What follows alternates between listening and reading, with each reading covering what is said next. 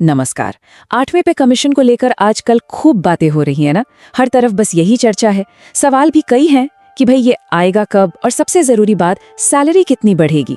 अगर यही सब सवाल मन में घूम रहे हैं तो चलिए अगले कुछ मिनटों में हम इन सब पर बात करेंगे, सिर्फ तथ्यों के आधार पर, ताकि अफवाहों से बचा जा सके। तो सबसे पहला और सबसे बड़ा सवाल, आखिर ये 8th पे कमीशन आएगा कब? देखिए, लाखों सरकारी कर्मचारियों और उनके परिवारों के लिए ये सिर्फ एक तारीख नहीं है, ये उनकी पूरी फाइनेंशियल प्लानिंग का एक बहुत जरूरी हिस्सा है। तो जाहिर है इसको लेकर इतनी उत्सुकता तो होगी ही। और तारीख के बाद जो दूसरा सबसे बड़ा सवाल आता है वो है पैसे का।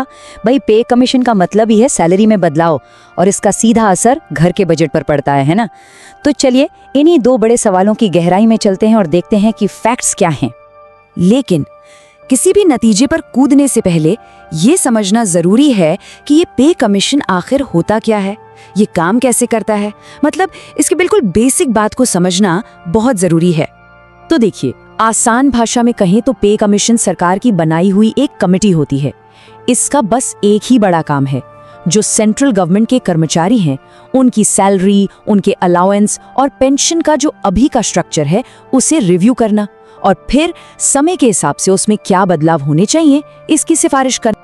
अच्छा, अगर हम थोड़ा पीछे जाके इसका पैटर्न देखें ना, तो तस्वीर काफी साफ हो जाती है। जो 7th पे कमीशन था वो 2016 में लागू हुआ था, और आमतौर पर होता यह है कि हर 10 साल में एक नया कमीशन बनता है। तो बस इसी हिसाब किताब से 8वें पे कमीशन की उम्मीद 2026 के आसपास लगाई जा रही है, और बस यही वजह है कि अभी से माहौल इतना गर्म है। चलिए अब आते हैं उस सवाल पर जिसका सबको इंतजार है, सैलरी बढ़ेगी तो कितनी। इस पूरी बढ़ोतरी का जो राज है ना, वो एक खास चीज में छिपा है। इसे कहते हैं फिटमेंट फैक्टर। अब ये फिटमेंट फैक्टर है क्या? ये असल में एक मल्टीप्लायर है, एक नंबर। इसी नंबर से जो अभी की बेसिक सैलरी है उसे गुणा किया जाता है, और फिर नई सैलरी निकल कर आती है। तो एक तरह से यही वो मैजिक नंबर है जो तय करता है कि सैलरी में कितना बड़ा बदलाव आएगा। तो सवाल ये है कि पिछली बार ये फैक्टर कितना था? देखिए, 7वें पे कमीशन में ये था 2.57, और अब 8वें कमीशन के लिए जो अंदाजा लगाया जा रहा है वो है 2.8 से लेकर 3.0 तक का। मतलब ये वाकई एक बहुत बड़ा जंप हो सकता है। चलिए इसको एक छोटे से उदाहरण से समझते हैं तो बात बिल्कुल साफ हो जाएगी। मान लेते हैं किसी की आज की बेसिक सैलरी 18,000 रुपए है। अब अगर फिटमेंट फैक्टर 2.8 होता है तो नई बेसिक सैलरी सीधी हो जाएगी करीब 50,000 रुपए। और सोचिए, अगर ये 3.0 हो गया तो यही सैलरी बढ़कर 54,000 रुपए तक जा सकती है। हाँ, लेकिन एक बात बिल्कुल साफ होनी चाहिए, ये सब सिर्फ अनुमान है, सिर्फ अंदाजे। आखिरी फैसला तो पे कमीशन की सिफारिशों और फिर सरकार की मंजूरी के बाद ही होगा। तो अभी से कुछ भी पक्का मान लेना जल्दबाजी होगी। अच्छा, पे कमीशन का असर सिर्फ बेसिक सैलरी पर ही नहीं होता, इसका दायरा इससे कहीं ज्यादा बड़ा है। इसमें पेंशन भी आती है और कई तरह के अलाउंस भी। तो चलिए जरा इस पर भी एक नजर डाल लेते हैं।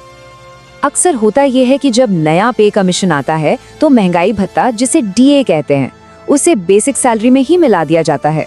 इसके अलावा जो रिटायर्ड कर्मचारी हैं उनकी पेंशन को भी रिवाइज किया जाता है ताकि उन्हें महंगाई से राहत मिल सके। और हाँ, HRA यानी घर का किराया और TA यानी ट्रैवल अलाउंस, इन जैसे दूसरे भत्तों में भी बदलाव की पूरी संभावना रहती है।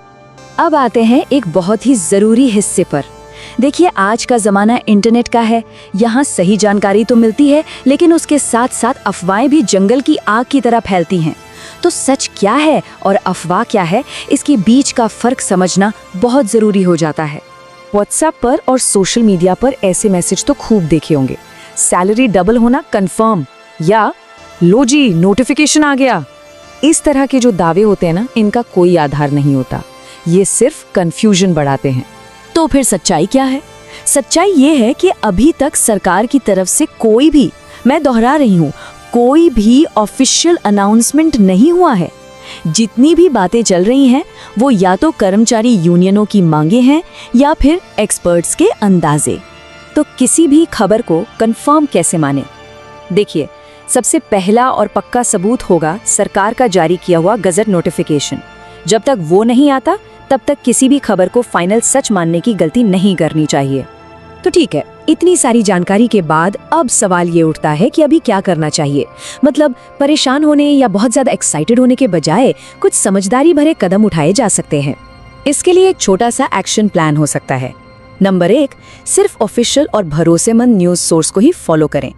नंबर 2, व्हाट्सएप पर आने वाले हर फॉरवर्ड मैसेज पर भरोसा करना बंद करें। नंबर 3, ये जो टर्म्स है ना, डीए, फिटमेंट फैक्टर, इनका मतलब ठीक से समझ लें ताकि सही जानकारी को प्रोसेस कर सकें। और हाँ, नंबर 4, ये पक्का कर लें कि सर्विस रिकॉर्ड एकदम अप टू डेट हो। तो चलिए पूरी बात को समेटते हैं। याद रखने वाली बातें क्या हैं? पहली, 8th पे कमीशन 2025 में नहीं आ रहा है। दूसरी, हाँ, इसकी तैयारी और चर्चा शुरू हो चुकी है।